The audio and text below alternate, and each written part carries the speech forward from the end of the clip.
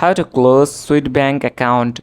Log into your Swedbank online banking account or visit a Swedbank branch. Ensure that all pending transactions are cleared from your account. Transfer any remaining funds to another bank account. Review and cancel any automatic payments or direct deposit linked to your Swedbank account. Visit the account services or settings section. Look for an option labeled Close Account or Account Closure. Follow the on-screen instructions to initiate the account closure process. You may be required to confirm your identity and provide a reason for closing the account. Review the terms and conditions associated with closing your account.